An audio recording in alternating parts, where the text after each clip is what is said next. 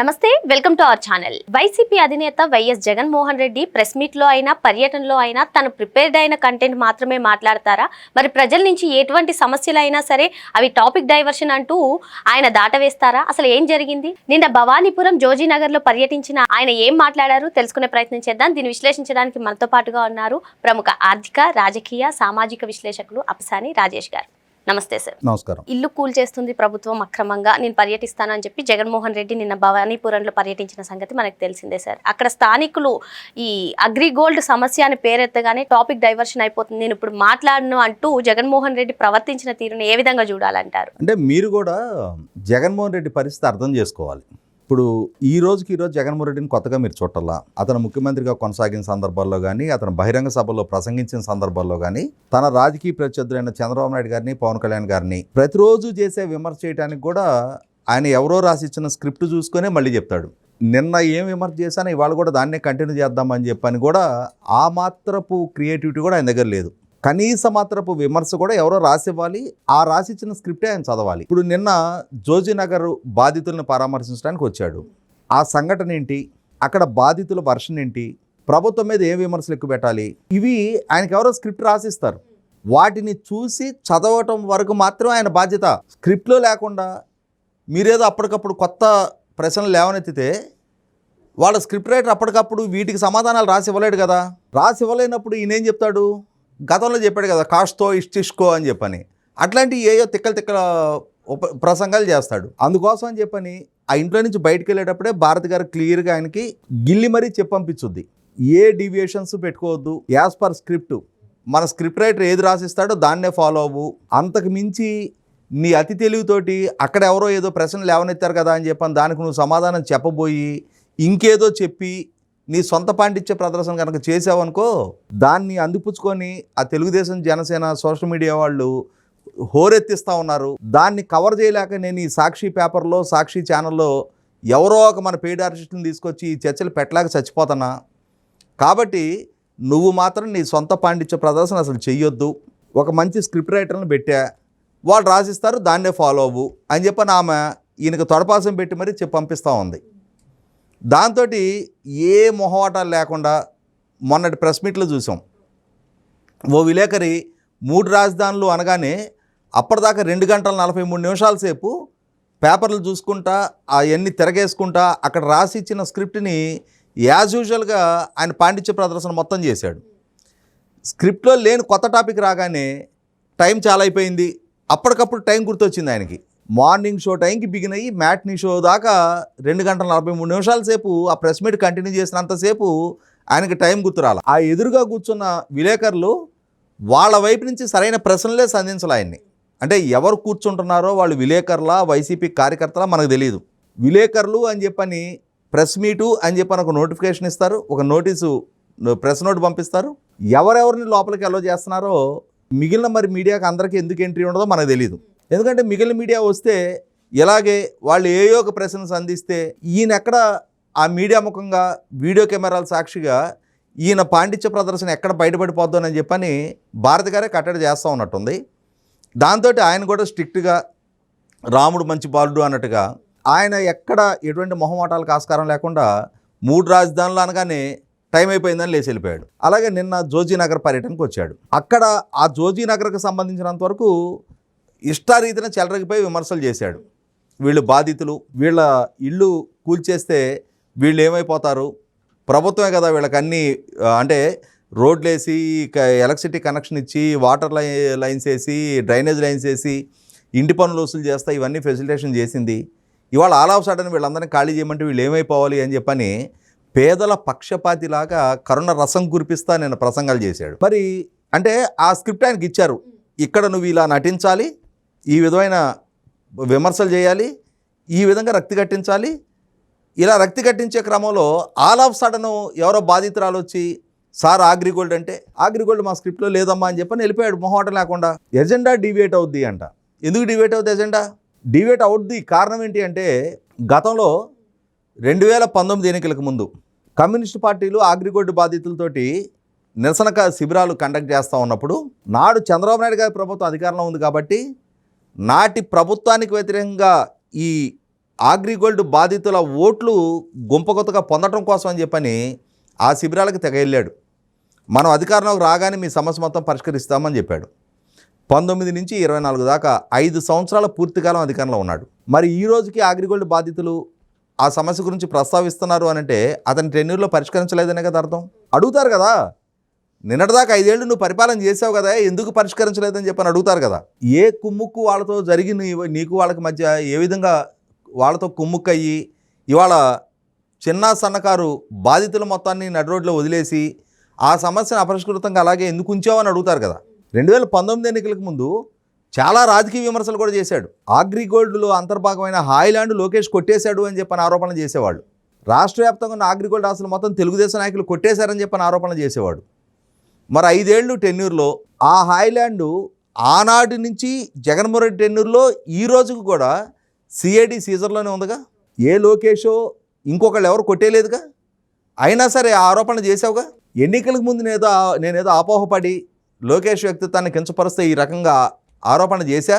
ఇవాళ ప్రభుత్వంలోకి వచ్చినాక మాకు నిర్ధారణ అయింది, హాయిలాండ్ ప్రభుత్వ కస్టడీలోనే ఉంది. కోర్టు ఏ రోజు నిర్ణయం చేస్తే ఆ రోజు దాన్ని వేలం వేసి బాధితులకి డబ్బులు పంచుతాం. ఆ రోజే తప్పుడు ఆరోపణలు చేశాము అని చెప్పని చెప్పగలిగే నైతికత వాళ్ళ దగ్గర ఉందా? అలాగే మరి వాళ్ళ అగ్రిగోల్డ్ వాళ్ళు ఎదురుపడి సడన్గా మాకేంటి పరిస్థితి అంటే ఇక్కడే కాంట్రడిక్షన్ ఏంటి అంటే నిన్న ఆయన ఈ జోజీనగర్ బాధితుల సమస్య పరిష్కారం అయ్యే వాళ్ళకి అండగా ఉంటాం, పోరాటం చేస్తామంటున్నాడు. సేమ్ టు సేమ్ అగ్రిగోల్డ్ వాళ్ళకు కూడా ఇదే చెప్పాడు. ప్రభుత్వోద్యోగులు వచ్చి అన్నా సిపిఎస్ అనగానే వారంలో రద్దు చేస్తా అన్నాడు. అంటే ఎన్నికలకు ముందు ఎక్కడ లేని వాగ్దానాలు చేస్తాడు ఆయన. 5 ఏళ్ళు అధికారంలో ఉన్నాడు. 5 ఏళ్ళు అధికారంలో ఉన్నప్పుడు ఈ సమస్యలు ఏమవుతాయో తెలియదు. ఇవాళ అక్కడ జోజీనగర్ ఇష్యూ సివిల్ డిస్ప్యూట్, అది ప్రభుత్వానికి ఏ సంబంధం లేదు. ఒకసారి కోర్టు నుంచి డిస్మాంటిల్ చేయమని చెప్పని ఆర్డర్స్ వచ్చిన తర్వాత దాన్ని ఒబే చెయ్యకపోతే, ఆ కూల్చివేతకి ప్రభుత్వం సహకరించకపోతే ప్రభుత్వాన్ని ప్రొటెక్షన్ అడుగుతారు వాళ్ళు. కూల్చివేయడం కోసం మాకు ప్రభుత్వం వైపు నుంచి పోలీస్ ప్రొటెక్షన్ ఇవ్వమని చెప్పని కోర్టును అర్థిస్తారు. పోలీస్ ప్రొటెక్షన్ ప్రొవైడ్ చేయమని చెప్పని ప్రభుత్వాన్ని కోర్టు ఆదేశిస్తుంది. ఆ ఆదేశాలు పాటించి తీరాల్సిన బాధ్యత ప్రభుత్వాలది. లేకుంటే ప్రభుత్వం మీద కంటెంప్ట్ కేసు వేస్తారు వాళ్ళు. ఇది చంద్రబాబు నాయుడు గారు కాదు. ఈవెన్ దో జగన్మోహన్ రెడ్డి ముఖ్యమంత్రిగా ఉన్న బాధితులు ఇరువురు పక్షాల మధ్య సివిల్ వివాదం ఉన్నప్పుడు దాన్ని న్యాయస్థానం అంతిమంగా ఒకళ్ళది టైటిల్ నిర్ధారణ చేస్తూ తీర్పు ఇచ్చిన తర్వాత న్యాయస్థానం తీర్పు అమలు జరిగి తీరాలి. ఈ ఒక్క కాలనీకే పరిమితం కాలా ఇవి. పోనీ జగన్మోహన్ రెడ్డికి ఇల్లు కూల్చివేత గురించి ఇంతటి కన్సర్న్ వచ్చింది అని అంటే నాకు ఆశ్చర్యంగా ఉంది. కారణం ఏంటి అంటే తాడేపల్లిలో ఈయన ఇల్లు ఉంది. ఈయన 2018లోనే ఎప్పుడో మొదలుపెట్టి ఆ ఇల్లు కట్టుకున్నాడు. 2019 ఎన్నికలకు ముందు గృహప్రవేశం అయ్యాడు. అసలు ఆయన అక్కడ అడుగు పెట్టక ముందు దశాబ్దాల నుంచి అక్కడ ఎవరు నివాసం ఉంటున్నారు ఆ ప్రాంతంలో? అమరారెడ్డి కాలనీ అని చెప్పని ఒకటి, తర్వాత కేఎల్ రావు నగర్ అని చెప్పని అక్కడ చిన్న సన్నకారు ప్రజలు ఎప్పటి నుంచో నివాసం ఉంటా ఉన్నారు. ఈయన చెప్తున్నాడు కదా, ఈ జోజీనగర్ వాసులు వాళ్ళకి ప్రభుత్వం ఇళ్ల పనులు వసూలు చేసింది, వాళ్ళకి ఎలక్ట్రిసిటీ కనెక్షన్స్ ఇచ్చింది, డ్రింకింగ్ వాటర్ లైన్స్ వేశారు, రోడ్లు వేశారు. ప్రభుత్వానికి ఆ రోజు ఇది డిస్ప్యూటెడ్ సైట్ అని తెలియదా అని చెప్పని. ఇరువురు మధ్య టైటిల్ డిస్ప్యూట్ ఉంది. ఆ టైటిల్ డిస్ప్యూట్ ఉన్నది కోర్టు నిర్ధారణ చేసింది. ప్రభుత్వం ఒక పక్షాన్ని భుజాన్ని వేసుకొని రెండో వాళ్ళ మీద కక్ష సాధింపు ధోరణితో ప్రభుత్వం అడుగులేలా. ఇక్కడ గమనించుకోవాల్సింది, నేను ఇందా చెప్పినట్టుగా ఈయన అక్కడ ఇల్లు కట్టుకోవడానికి ముందు వందలాది కాపురాలు అక్కడ ఉంటున్నారు.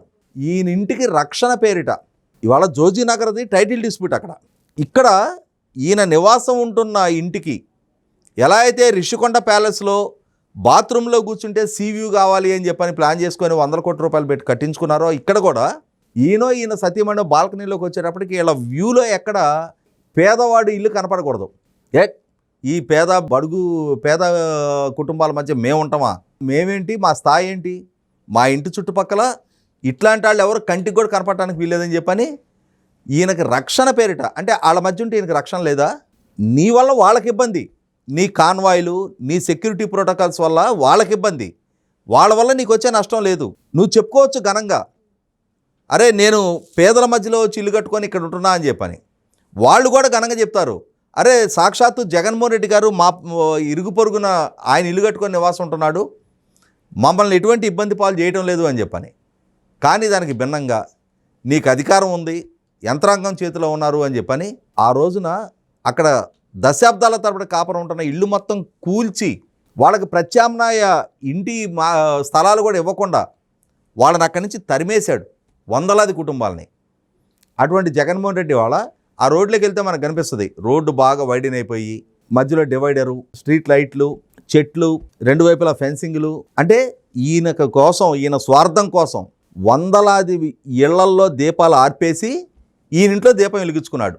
అటువంటి జగన్మోహన్ రెడ్డి వాళ్ళ జోజీనగర్ బాధితుల పట్ల నేను పోరాడతా, చాలామంది పక్షాన పోరాడాడు ఆయన సొంత నియోజకవర్గ ప్రజలు, వాళ్ళని దశాబ్దాల తరబడి గెలిపిస్తూ వచ్చిన జిల్లా ప్రజలు అన్నమయ్య ప్రాజెక్టు బ్రీచ్ అయితే ఆ బ్రీచ్ అయిన నేపథ్యంలో 6 గ్రామాలు తుడిచిపెట్టుకుపోయినాయి, వందలాది ఇళ్ళు కొట్టుకుపోయినాయి. అయ్యా మాకు సహాయ పునరావాసాలు త్వరగా ఏర్పాటు చెయ్యి అని చెప్పని వీరారెడ్డి అని చెప్పాను ఒక రైతు, ఈయన మన జిల్లావాడు కదా, మన ముఖ్యమంత్రి కదా, కలుద్దామని చెప్పని ఆయన కూతురుని తీసుకొని వస్తే అరెస్ట్ చేసి జైల్లో పెట్టించాడు. అడిగినందుకు సార్ కలవలా, అపాయింట్మెంట్ ఇవ్వలా. ఆయన తిక్కలోడయ్యి సరే ఇక్కడ ఇంటి దగ్గర వీళ్ళ అధికారులు కలవనీటలా, బయట ఏదైనా ప్రోగ్రాంలో ఉన్నప్పుడు అక్కడికి వెళ్ళి కలుద్దాం సార్, నేను మన జిల్లా వాడిని సార్ అని చెప్పని చేయెత్తితే మనవాడు పిలుస్తాడు అని చెప్పని ఎక్కడంటే అక్కడికి వెళ్ళటం మొదలుపెట్టాడు. అందుకని చెప్పని ఆయన కూతుర్ని కేసులు పెట్టి పోలీసులు అరెస్ట్ చేశారు. వాళ్ళకి ఇల్లు వాకిళ్ళు కట్టించే సంగతి దేవుడెరుగు. నవంబర్ 19, 2021 ఆ ప్రాజెక్టు కొట్టుకుపోతే 46 ప్రాణాలు పోతే డిసెంబర్ 2వ తారీఖు 13 రోజుల తర్వాత వెళ్ళాడు వాళ్ళని పరామర్శించడానికి. ఆ పరామర్శించే సందర్భంలో కూడా పెద్ద బ్యారికేడ్లు పెట్టి 30 అడుగుల అవతల వాళ్ళు నిలబడాలి. అటువంటి జగన్మోహన్ రెడ్డి ప్రతిపక్షంలోకి రాగానే మాత్రం తలలు నిమురుతాడు, ముద్దులు పెడతాడు. నీ ప్రతిపక్ష పాత్ర చూశారు ప్రజలు, ఆ రోజు నీ నటనలు చూశారు. ఆ నటనలతో మైమరిచి నీకు అధికారం కట్టబెట్టిన ప్రజలు ఒకసారి నీకు అధికారం ఇచ్చిన తర్వాత నీలో అపరిచితుడిని కూడా అదే ప్రజలు చూశారు. కాబట్టి ఇవాళ మళ్ళీ నిన్న నన్ను అపరిచితుడి రూపంలో నన్ను చూశారు, ప్రజలు మర్చిపోయి ఉంటారులే, నేను మళ్ళా పాత 2019కి ముందులాగానే మళ్ళీ తలలు నిమిరి ముద్దులు పెడదామని చెప్పని ఇప్పుడు డ్రామాలు ఆడే ప్రయత్నం చేసినా ప్రజల అమాయకులు కాదు. కాబట్టి జగన్మోహన్ రెడ్డి ఆయన యాజ్ యూజువల్గా ఆయన స్క్రిప్ట్నే ఫాలో అవుతాడు. ఆయన్ని ఆ స్క్రిప్ట్కి భిన్నమైన ప్రశ్నలు ఏది లేవనెత్తినా సరే నేను అసమర్థుణ్ణి, నిస్సహాయుణ్ణి అని చెప్పని నిస్సంకోచంగా ప్రజల ముందు అడ్మిట్ అయిపోతాడు. దీని గురించి నేను మాట్లాడలేను, దానికోసం టాపిక్ డైవర్షన్ అని చెప్పని ఒక పాయింట్ వాడుకుంటాడు. ఇట్లాగే నిన్న నేనేం చేశాను అనేది ప్రజలకు గుర్తుండదులే అని చెప్పని ప్రభుత్వాల మీద నిందలు మోపుతూ ఉంటాడు. కానీ 2019కి ముందు నీ పాచికల బారిని జగన్మోహన్ రెడ్డి గారు ఎల్లకాలం నా వ్యూహాలే ఫలిస్తాయి, నేను చేసే ప్రచారాలే చలామణవుతాయి, నేను చెప్పిందే విధంగా నేను నంది అంటే నంది, పంది అంటే పంది అనే ప్రజలు భావిస్తారు అన్న భ్రమంలో నుంచి మొట్టమొదటి మీరు బయటికి రండి. మరో అంశంతో మళ్ళీ కలుద్దాం. Thank you sir.